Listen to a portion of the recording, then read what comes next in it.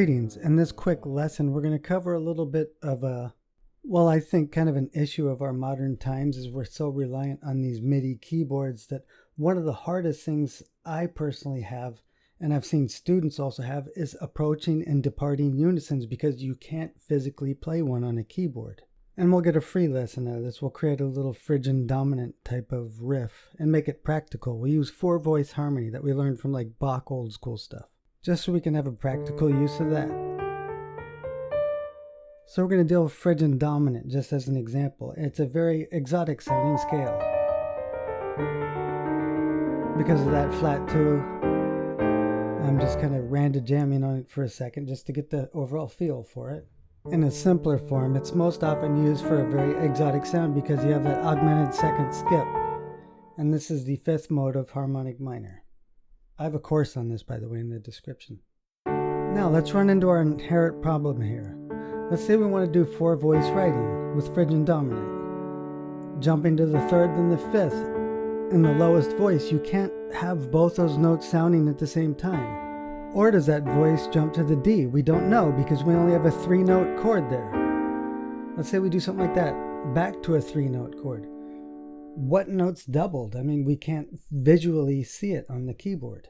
So again, in this close proximity like this, something rising up like that from the lowest end, we cannot see what becomes a unison at all. It's physically impossible for us to play a unison on the keyboard. Is it there?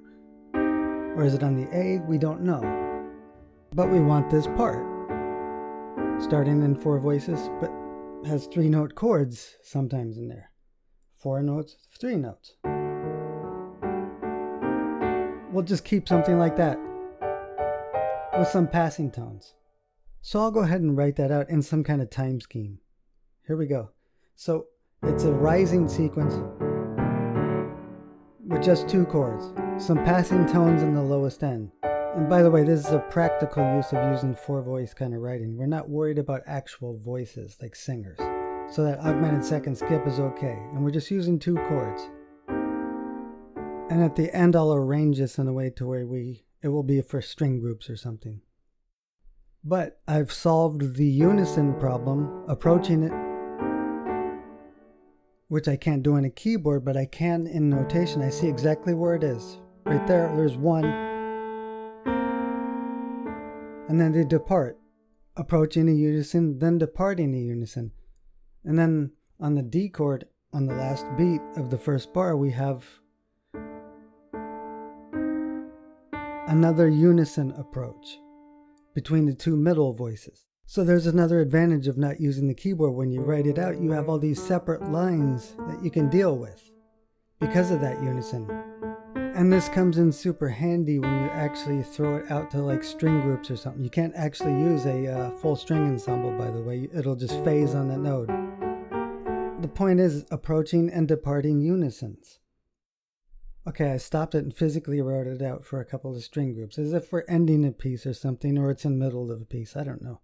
The point is that sequence above can turn into something like this.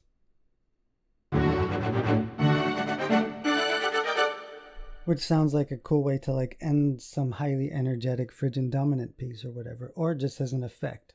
But there's one of the limitations of creating at the keyboard. It's really hard to deal with those approaching and departing unisons. And as a result, it may become a limitation factor because you will never see it, that unison, as a possible option. If you're using something like full strings, oftentimes when you try to play a unison on top of itself, it'll actually either cancel itself out, the note won't play, or it'll phase really bad.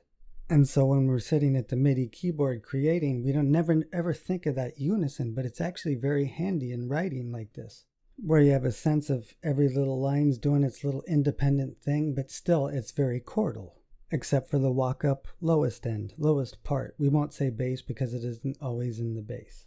So at most, I would encourage maybe just working out stuff in notation. Even if you get the basic idea at keyboard, sometimes when you go to notation, it gives you much more ideas on how to deal with situations like that.